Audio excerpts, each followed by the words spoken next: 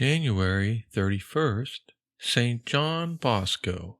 In his life, the supernatural almost became the natural, and the extraordinary ordinary. These were the words of Pope Pius XI in speaking of that great lover of children, Don Bosco. St. John Bosco accomplished what many people consider an impossibility. He walked through the streets of Turin, Italy, looking for the dirtiest, roughest urchins he could find, and then made good men of them.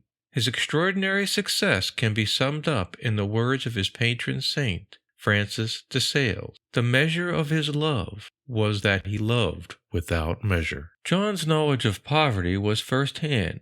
He was born in 1815 in a small village in northern Italy, where he was reared on his parents' small farm. His father died when John was only 2.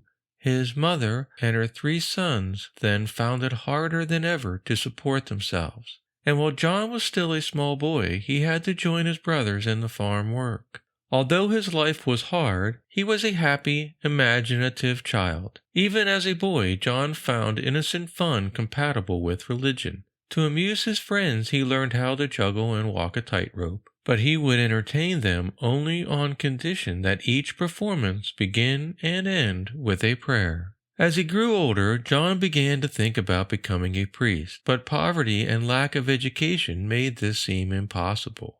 A kindly priest recognized his intelligence, however, and gave him his first encouragement, teaching him to read and write. By taking odd jobs in the village, and through the help of his mother and some charitable neighbors, John managed to get through school and find admittance to the diocese seminary of nearby Turin. As a seminarian, he devoted his spare time to looking after the ragamuffins who roamed the slums of the city. Every Sunday he taught them catechism, supervised their games, and entertained them with stories and tricks. Before long his kindness had won their confidence, and his Sunday school became a ritual with them. After his ordination in 1841, he became assistant to the chaplain of an orphanage at Bosco, on the outskirts of Turin. This position was short-lived, for when he insisted that his Sunday school boys be allowed to play on the orphanage grounds, they were turned away, and he therefore resigned. He began looking for a permanent home for them, but no decent neighborhood would accept this noisy crowd. At last, in a rather troubled-down section of the city, where no one was likely to protest, the first oratory was established and named for St. Francis de Sales. At first the boys attended school elsewhere, but as more teachers volunteered their time, classes were held at the house.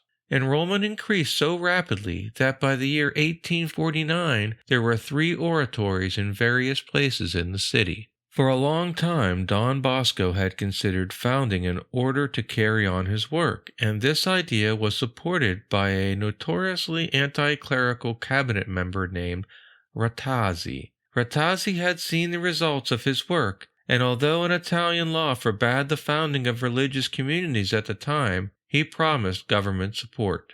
The founder priest then went to Rome in 1858 and, at the suggestion of Pope Pius IX, drew up a rule for his community, the Society of St. Francis de Sales, or Salesians. 4 years later, he founded an order for women, the Daughters of Mary, Help of Christians, to care for abandoned girls. Finally, to supplement the work of both congregations, he organized an association of lay people interested in aiding their work. Exhausted from touring Europe to raise funds for a new church in Rome, Don Bosco died on January 31st, 1888. He was canonized in 1934 by Pope Pius XI. No modern saint has captured the heart of the world more rapidly than this smiling peasant priest from Turin, who believed that to give complete trust and love is the most effective way to nourish virtue in others. A personal love of Christ developed in his own youth was the source of the deep zeal for the young which characterized St. John Bosco's work. There is nothing as precious as a soul. St. John Chrysostom asks, what is equal to that profession which is concerned with directing the soul and forming the mind and character of the young?